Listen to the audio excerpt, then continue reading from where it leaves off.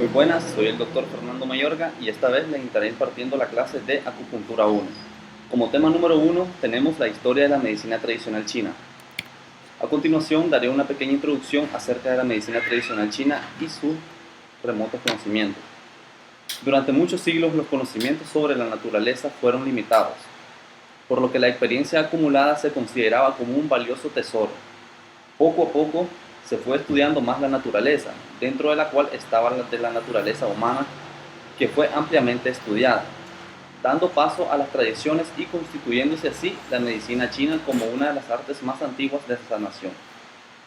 Su base filosófica es la observación y el conocimiento del organismo humano. También la interpretación de su entorno, de cómo el ser humano se relaciona con su entorno, siguiendo los ciclos de la naturaleza. Para la medicina tradicional china, el cuerpo humano dispone de un amplio y sofisticado sistema de defensa capaz de curarse por sí solo. Como subtema número 1 tenemos la historia de la medicina tradicional china. El origen de la medicina tradicional china se remonta más allá de los albores de la historia. Existieron tres personajes de mucha importancia para el desarrollo de la medicina tradicional china. Como número 1 y uno de los más importantes y también conocido como el más antiguo, fue considerado el maestro más antiguo que aparece vinculado con los conceptos del régimen del pensamiento médico clásico chino. Su nombre era Fu Xi. Se le consideraba como el jefe de las tribus nómadas, de lo que más tarde se consideró como la China central. Fu Xi fue el creador del libro Ji Hing, o Libro de las Mutaciones. En este libro emblemático se mencionan los conceptos del Yin y el Yang y se esbozan sus cualidades fundamentales. Como número 2 tenemos a otro creador que es denominado Shen Nong. Él era otro jefe legendario de las tribus que vivían en el altiplano del río Amarillo, denominado como el agricultor divino o padre de la agricultura, que más tarde se vino desarrollando a la fitoterapia. Él identificó las sustancias venenosas y medicinales.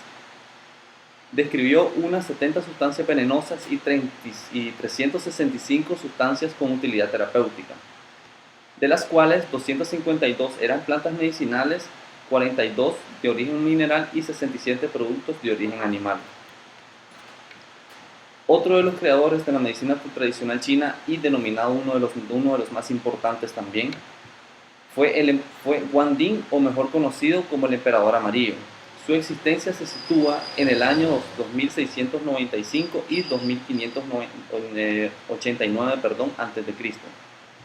Se le atribuye el descubrimiento de la acupuntura, el descubrimiento de la brújula y la creación de la telaje del buey. También fue el creador legendario del contenido del libro llamado Wan Di Ne Jing. Como subtema número 2 tenemos las corrientes filosóficas que han influido en la cultura y la medicina tradicional china. Tenemos como número 1 el confucianismo. Kung Fu Tse, o Kung el Sabio, latinizado por los misioneros jesuitas primitivos a Confucio, nació en el año 551 después de Cristo. A lo largo de su vida se dedicó a la recopilación de las enseñanzas de los antiguos y transmitió sus enseñanzas a un grupo de discípulos, creando así el confucianismo. El confucianismo es la principal creencia en China. Esta corriente filosófica tiene que ver con los principios de la práctica del bien, la sabiduría empírica y las propias relaciones sociales. Esta práctica fue originada en China, la cual se extendió hasta Corea, Japón y Vietnam, y en las últimas décadas ha despertado interés entre los eruditos de Occidente. Otra de las bases filosóficas de la medicina tradicional china es el taoísmo, creado por Lao Tse, a quien Confucio describía como el dragón que cabalgaba los vientos y las nubes. Vivió en China entre los años 604 y 531 a.C. El taoísmo es una tradición filosófica y religiosa con más de 2 milenios, ejerciendo su influencia en los pueblos del Extremo Oriente. Tao significa vía o camino.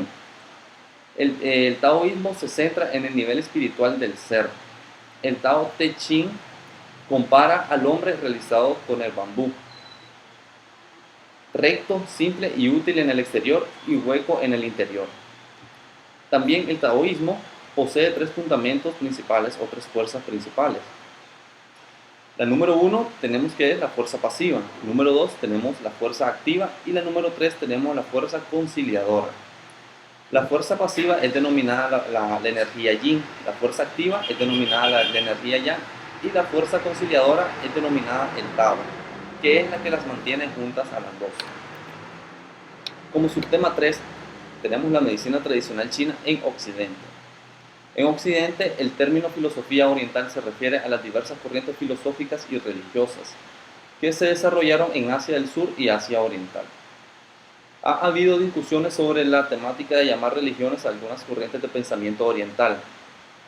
En la mayoría de los países donde la medicina occidental asume la responsabilidad exclusiva en la atención de salud en el ámbito nacional, la medicina tradicional y otras terapias se consideran complementarias o alternativas con respecto a los sistemas de salud nacionales. Las medicinas más reconocidas por su tradición e importancia pueden dividirse en dos grandes grupos o dos grandes clases. Tenemos las medicinas tradicionales y las medicinas no tradicionales. Dentro de las medicinas tradicionales tenemos 4 tipos, que son la medicina tradicional china, la medicina ayurvédica, que es la medicina hindú, y la medicina Unani, que es un sistema médico greco-romano modificado, que es la combinación de la medicina en Grecia y en donde los árabes se interesaron por esta medicina y crearon la medicina Unani. Como última tenemos la medicina indígena. Dentro de las medicinas no tradicionales tenemos la homeopatía y la quiropráctica. Las terapias a su vez pueden clasificarse en dos: terapias con medicación y terapias sin medicación. Las terapias con medicación son plantas medicinales y medicina herbaria, materiales minerales, materiales animales, régimen alimentario y nutrición.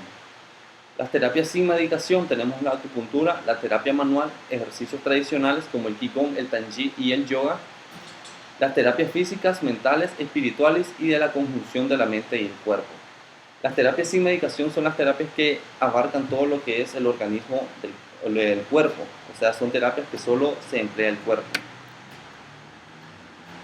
Durante los años 90 aumentó rápidamente la utilización de las medicinas y terapias complementarias y alternativas en Europa, Estados Unidos y América Latina. La OMS sostiene hoy un plan global respecto de esas prácticas a fin de asistir a los países para regular las medicinas tradicionales y complementarias.